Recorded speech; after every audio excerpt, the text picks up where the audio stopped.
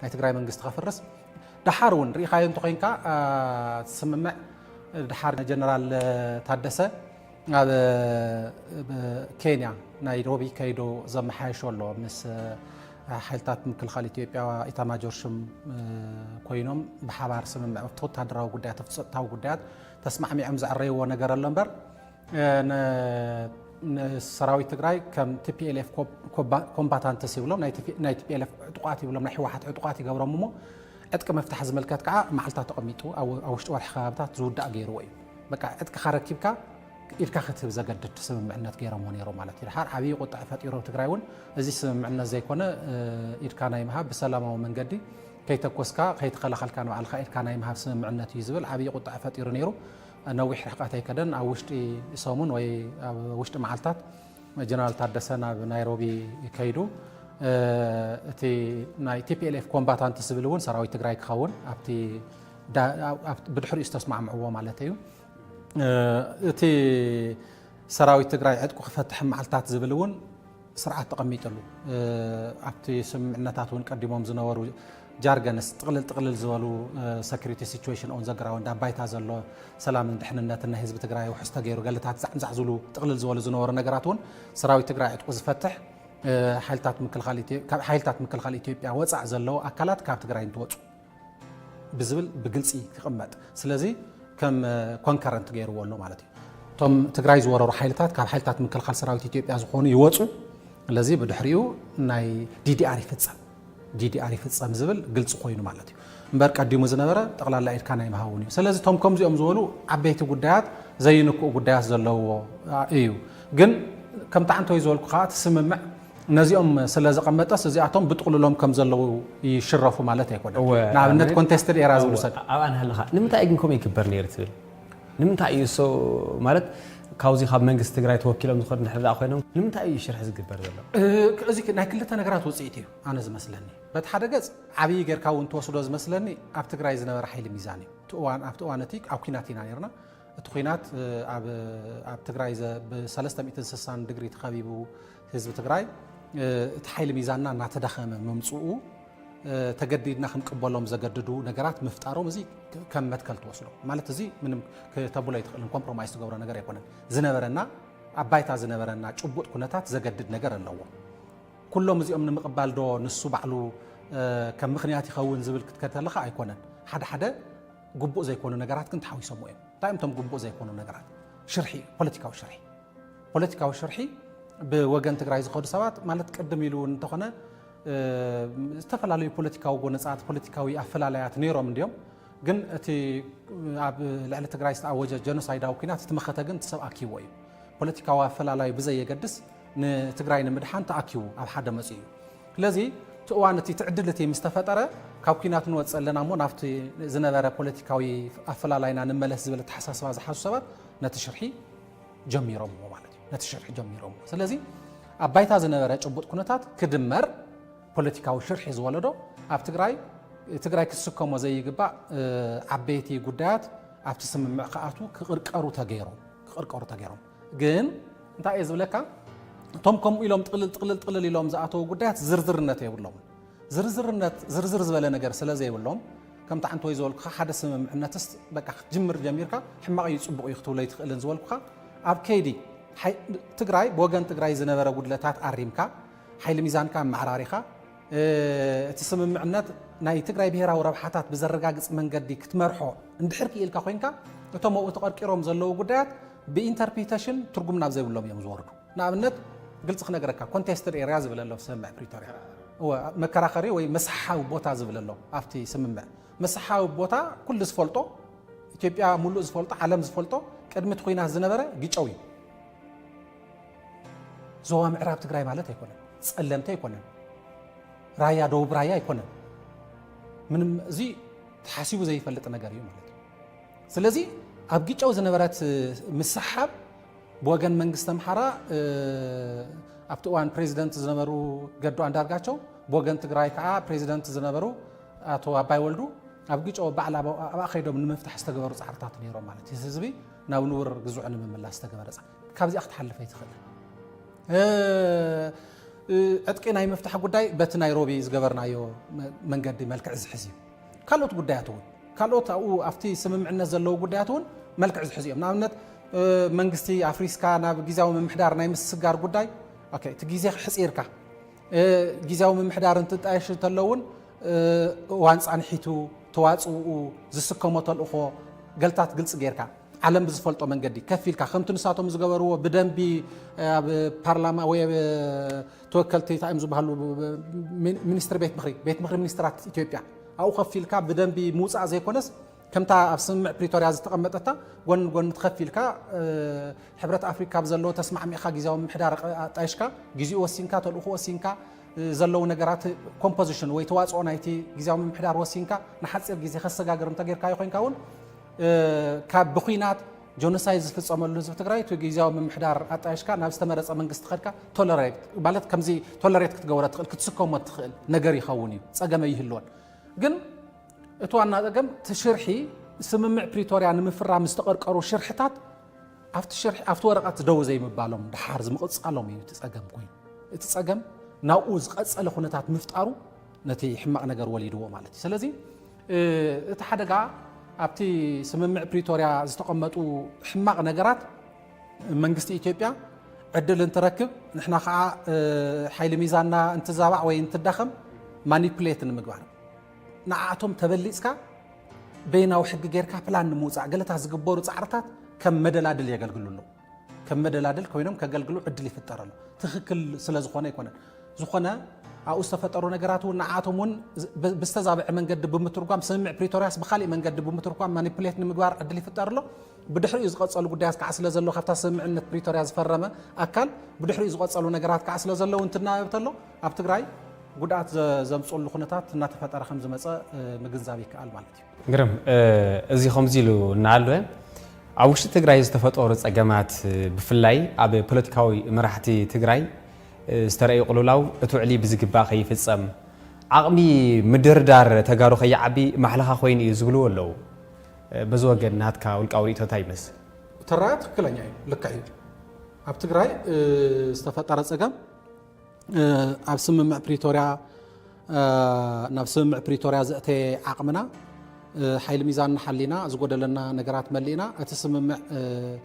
ብሔራዊ ረብሓታት ትግራይ ብዘረጋግጽ መንገዲ ከየፈጽም ዘግብር ኩነታት ፈጢሩ እዩ ከምታ አንተ ይዘልኩ ስምምዕ ሓደ ስምምዕ مستفጸመ ሕማቅ ይኹን ጽቡቕ ክበሃለ ይኽእልን ድሓር ዘሎ ኩነታት እዩ ዝውስኖ ዝበልኩ ነስ እዩ ናብ ስምምዕ ፕሪቶሪያ ዘኣተና ብልመና ይኮነን ናብ ስምምዕ ፕሪቶሪያ ዘኣተና ብሓልዮት መንግስቲ ኢትዮጵያ ይነበረን بوغن تግራይ ወንት ስምምዕ የድልየና ነይሩ بوغن መንግስቲ ኢትዮጵያ ወንት ስምምዕ የድል ነይሩ ስለዚ በጣም ክሪቲካል ታይም ነይሩ ክልቴናት ስምምዕ ፕሪቶሪያ ፈሪምናዮ ኦኬ استفرم سممع بريتوريا تفرمون غيزيو تخصدو يبللو امبر ሓደ ዘላቕ ዝኾነ መንገዲ ነተخصدو ከብሎ እንተኮይኑ ቀጽሉ ከዓ ኣብ ትግራይ ውሑስ ሰላም ዘላቕ ሰላም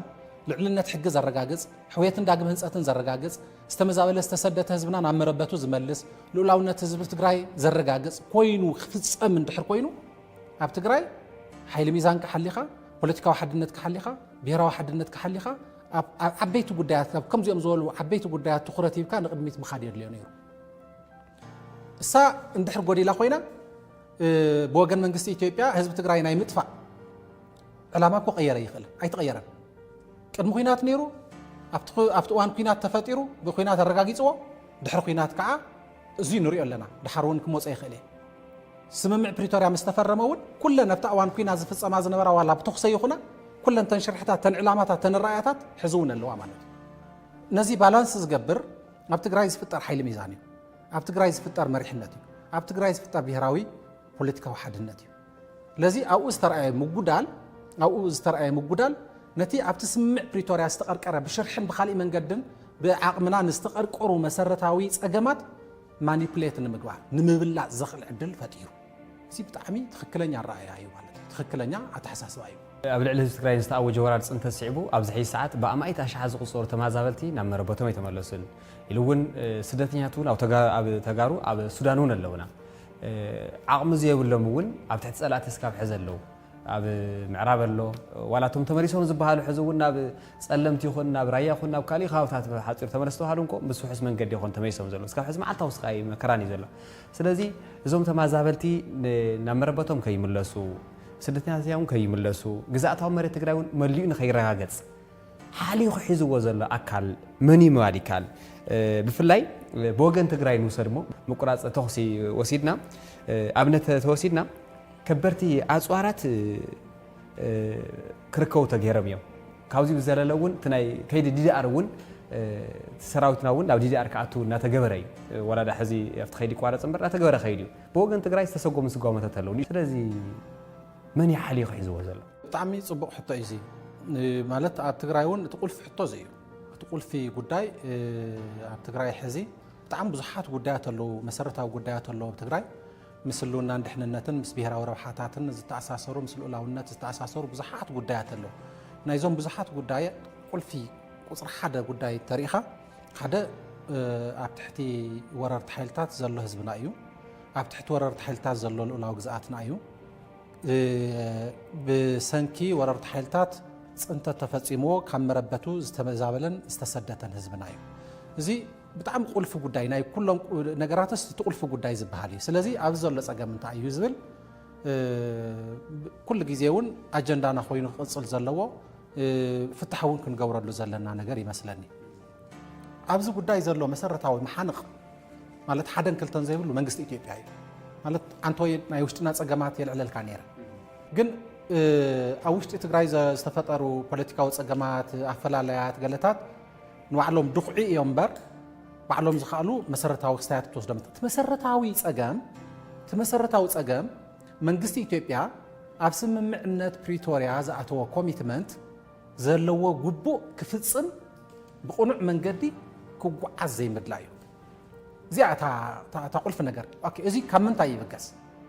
እዚ ካብ ምንታይ እዩ ዝብገስ እንተኢልካ መንግስቲ ኢትዮጵያ ህዝቢ ትግራይ ብዲሞግራፍን ብጂኦግራፍን ብስነ ህዝቢ ይኹን ብካርታ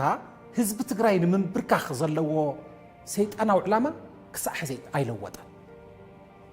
እዚ ክሕሰ ኣይኽእልን እዚ ክንሕስዮ ኣይንኽእልን መንግስቲ ኢትዮጵያ ኣብ ልዕሊ ህዝቢ ትግራይ ጆኖሳይድ ኣውጁ ዘራያት ዓዲሙ ኣብ ልዕሊ ህዝቢ ትግራይ ዝፈፀሞ ጆኖሳይድ ብመሰረት ስምምዕ ፕሪቶሪያ ልዕልነት ሕጊ ክኽበር ተሓታትነት ክረጋገጽ ካሕሳ ክረጋገጽ ዝተወረረ መሬቱ ክምለስ ዝተመዛበለ ዝተሰደተ ህዝቢ ክምለስ ናብ መረበቱ ዝመሳሰሉ ኣብ ስምምዕ ፕሪቶሪያ ተቐሚጦም ዘለዉ ጉዳያት ድሕሪ እቲ ስምምዕ ፕሪቶሪያ መንግስቲ ኢትዮጵያ ብቕኑዕ መንገዲ ኣብ ስምምዕ ፕሪቶሪያ ዝተቐመጡ ነገራት ናብ ምፍጻም ዘይኮነስ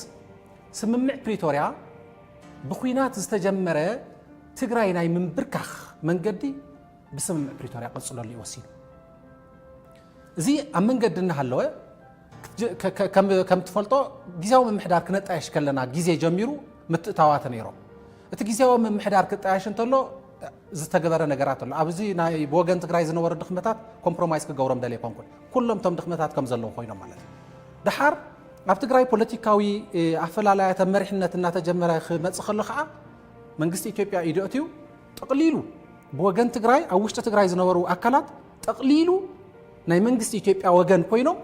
نتسمع بريتوريا بنجدعت تقرأ كوعل حبيبي راوح حدا تفتسيم عم تقرأ زي من قصة إثيوبيا ونيدأتي له على عفت وانتي كحداتي في السمر له بها راوح حداتي في السمر له روحاتها تزبط تقرأ تمحلالي فومي وهاب له تبلسنا زين رخوة قدعتي بس حنا له بتقرأ قالتها تباهيلو خجم كنزارب كلنا بزح حساب لبيلو نزي كم بسؤال بوليتيكاوي بروباغندا غير وسيدو بزح لبيلو يقبلون نيرو تخونتات نام عبلنا خيدو ابزح زلنا الخونتات مسوس حق بوغن تግራይ ኮይኖም ናይ ትግራይ ጉዳያት ንምጉዳእ ዝገብርዎ ዝነበሩ ቃልሲ ብሙሉ ሕዚ በወገን መንግስቲ ኢትዮጵያ ኮይኖም ነቲ ጉዳይ ፍጽምዎል ናብ ምዕራብ ትግራይ ክመጸልካ አይታዋና ነገር ሳስለ ዘልዓልና ናብነት ሕዚ ምዕራብ ትግራይ ዝምልከት ረአ ምዕራብ ትግራይ ዝምልከት ኣብቲ እዋንቲ ስምዕ ፕሪቶሪያ ተፈሪሙ ጊዜያዊ ምምሕዳር ኣጣይሽና ዝሕዝ ዘሎ ምምዕራይ ቅድሚ ምግባርና ዝነበረ ጊዜያዊ ምምሕዳር ኣብ ዝነበረሉ እዋን ንልኡላውነት ትግራይ ዝምልከት بتدقاقا من العلا نجر نيرو تاي بهال نيرو توانتي منجست إثيوبيا تلموتيو تلمتيا تايتبل وررت حيلتات كيوصو او معراب تግራይ ይኹን ካልኦት ካብታት ዝነበሩ ምምሕዳራት ከይፈረሱ እቶም ናይ ህዝቢ ትግራይ ዝተመዛበሉን ዝተሰደቱን መሬት ሕርሻ ገዛ ቢዝነስ ዝሓዙ ኣብኡ ዝሰፈሩ ሓደሽቲ ሰፈርቲ ከይወፁ እናሃለው ተመዛበልቲ ስኡልካ ክትምልሶም እሞ ለዚ ኣብኡ ምዘሎ ህዝቢ ኮይኖም ንግዚኡ ዘመሓድርዎም ሰባት ክመርፁ እሞ ድሓር ናብ ሪፈረንደም ክሰግሩ ዝብል ግልጽ ትልሚ ብወገን መንግስቲ ኢትዮጵያ ወፂኡ ኣብዚ ምስ ዝነበረ ናይ ግዚያዊ ምሕዳር ወከልቲ ተስማዕሚዖምሉ እዚ ብግልፂ ምዝራብ ጀሚርና ኣብቲ እዋን እቲ ኣይ ሓሶት እዩ እዚ ኣይተገበረን ተባሂሉ ይዝረብ ነይሩ ሕዚ ረእያ ሕዚ ትኾን ዘላ ሕዚ እታ ትልሚ ንሳ ማዕቢላ መፅያ እታ ህዚ ዝበልኳ ከም ዘላ እታላ ክልተ ነገር ተወሲኽዋ ሕዚ ክልተ መማረፂ ተወሲኽዋ ኣሎ ኣብ ትግራይ ካብ ትግራይ ኣብ ምዕራብ ትግራይ ብፍላይ ኣብ ኩሉ እዩ ኣብ ጸለምቲ ይኹን ኣብ ራያ እውን ኣብ ምዕራብ እውን ይሓውስ ግን ብቐንዱ እቲ ናይ ምዕራብ ትግራይ ዝምልከት እንዲኦም ሕዚ ዝሰርሑ ዘለው ምምላስ ዝምልከት ብመሰረት ዓንቶ ዝበልኩኻ ትልሚ ትፍፀም ይብሉ እዚኣ ክትፍፀም ከም ዘይትኽእል ይፈልጡ እዮም ምክንያቱ ወረርቲ ሓይልታት ኣይወፁን ምምሕዳራት ኣብኡ ዘለዎ ይፈረሱን ሰፈርቲ ሓደሽቲ ሰፈርቲ ብማዓይተ ሽሓት ኣብኡ እትየሞም ዘለዎ ሰፈርቲ ኣይወፁን ስለዚ ህዝቢ ትግራይ ከምቲ ናይ ጸለምቲ ጌርና ከምቲ ናይ ራያ ስኡሉ እንተተመሊሱ ናይ ጸለምቲ እንታይ ይወፅሑ ዘሎ ንሪኦ ዘለና ኩነታት እዩ ማለት እዩ ለዚ ከማ ክትከውን ከም ዘይትኽእል ስለ ዝፈለጡ ሕዚ ክልተ ካሊእ መማረፂ ሒዞም መፅኦም ኣለዉ ብእንግሊዝኛ እቲ ሓንቲ ሪሎኬሽን እያ ትበሃል እቲ ሓንቲ ሪኢንቴግሬሽን እያ ትበሃል ክልተ መማረፂ እታ ሪሎኬሽን ማለት ከምዚ ቋሚ ካሊእ ሰፈር ምሃብ ማለት እዩ ኣብ ትግራይስ ካብቲ ምዕቆብ ጣብያታት ተውፂኻ ናብ ዝተፈላለዩ ከባብታት በቲንካ ንዘለዓለም ተፈናቀለ የለን ኢልካ ኣብዚ ከባቢ ተፈናቀለ ብትግራይስ ዝተመዛበለ ዝተፈናቀለ የለን ኢልካ ኣዊጅካ እቲ ከባቢቲ በቶም ሓደሽቲ ሰፈርቲ እውን ክግበር ደቀባት ንሶም ክኾኑ ምግባር እያ ሓንቲ ካልአይቲ ሪኢንቴግሬሽን ይብልዋ ሰውን ተመሳሳሊ እያ ምፅምባር ማለት እያ እቲ ተፈናቂሉ ዘሎ ተመዛቢሉ ዘሎ ህዝቢ ናብ ሕብረተሰብ ትፅምብሮ እሞ ናብ ዝተፈላለዩ ከባብታት ሕብረተሰብ ትፅምብሮ እሞ ብድሕሪኡ ተመዛባሊ ዝበሃል ተፈናቀል ዝበሃል ነገር የለን ኢልካ ትእውጅ ማለት እዩ ሪሎኬሽን ኤንድ ሪኢንቴግሬሽን ብዕላማ ሓደ እየን በቃ ካብ ናብ ምዕራብ ትግራይ ዘይኮነ ናብ ጸለምቲ ዘይኮነስ እቲ ተፈናቃሊ ካብቲ ማዕቆብ ጣብያታት ተውፂኻ በቃ ኣብ ትግራይ ናብ ዝተፈላለዩ ከባብታት ምፅምባር እያ ኣውፅኦማ ዘሎ እዚኣ ተወሲኻታ ኣላ ኦኬ እዚኣ ንምግባር እታ ቀዳመይቲ እታ ምምላስ ትበሃል ንምስራሕ እንታይ ይገብሮ ኣሎ ሕዚ ጊዜያዊ ምምሕዳር ይፈልጦ ፈራሚ ስምምዕ ፕሪቶርያ ዝኾነ ሕወሓት ይፈልጦ ኣብ ስምምዕነት ፕሪቶርያ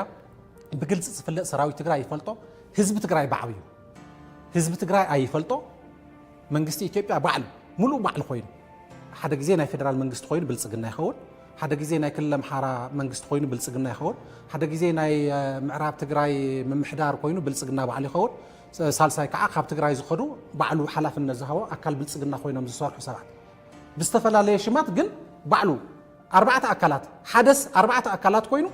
ከም ኣርባዕተ ዝተፈላለዩ ኣካላት መሲሉ ኣብ ዞባ ምዕራብ ትግራይ ተፈናቀልቲ ንምምላስ ንፅዕር ኣለና ንሰርሕ ኣለና ንረዳዳ ኣለና ንሰማማዕ ኣለና ዝብል ፕሮፓጋንዳን ምንቅስቃሳትን ትርኢ ማለት እዩ ከም ዝበለ ምንቅስቃሳት ትርኢ ማለት እዩ ስለዚ እቶም ብወገን ትግራይ ኮይኖም ኣብቲ እዋን እቲ ኣብ ትግራይ ኣብ ውሽጢ ትግራይ ኮይኖም ናይ ትግራይ ጂኦግራፊን ዲሞግራፊን ንሓንሳብን ንሓዋሩን ናብ ፀገም ክወድቕ ተዓጢቖም ዝሰርሑ ዝነበሩ ሰባት ሕዚ ናብ መንግስቲ ኢትዮጵያ ከይዶም እታ ኣብዚኣ ዝጀመርዋ ምንቅስቃስ ብወገን መንግስቲ ኢትዮጵያ ኮይኑ ይፍፅምዋ ኣለዉ ባዕላ ይፍፅምዋ ኣለዉ ትግራይ ንዘለዓለም ናብ ፀገም ክትኣቲ ዘግብር ክሕደት ይፍፅሙ ኣለዉ ሕዚ ኣብዛ ሰዓት እዚኣ ቀንዲ በዓል ዋና ሕዚ እውን ከምታ ዝበልኩ መንግስቲ ኢትዮጵያ እዩ ነዚኣ መንግስቲ ኢትዮጵያ ነዛ ከምዚኣ ዝበለት እኩይት ዕላማ ነዛ ከምዚኣ ዝበለት ሰይጣናዊ ዕላማ ንምፍፃም ዘኽእሎ ካብ ትግራይ ሰባት ረኺቡ ኣሎ ምስ ትግራይ ኮይኑ ካብ ትግራይ ዝኸዱ ሰባት ምስኣቶም ኮይኑ ይሰርሕ ኣሎ ስለዚ ናብታ ቀንዲ ሕቱኻ ክምለስ ተመዛበልቲ ከይምለሱ ልኡላውነት ትግራይ ከይረጋገፅ ዝተሰደተ ህዝብና ናብ መረበቱ ከይምለስ ኣብ ትሕቲ ወረርቲ ሓይልታት ዘሎ ህዝብና ሓራ ከይወፅእ ብመሰረት ስምምዕ ፕሪቶርያ ወረርቲ ሓይልታት ካብ ትግራይ ኣውፂኡ ንዝተመዛበሉን ዝተፈናቀሉን ሰባት ናብ መረበቶም ውሕስንኦም ሓልዩ ናብ መረበቶም ክመልስ ሓላፍነት ዝወሰደ መንግስቲ ኢትዮጵያ ክፍፅማ ስለ ዘይከኣለ እዛ ጉዳይ እዚኣ ክሳዕ ሕዚ ክትፍፀም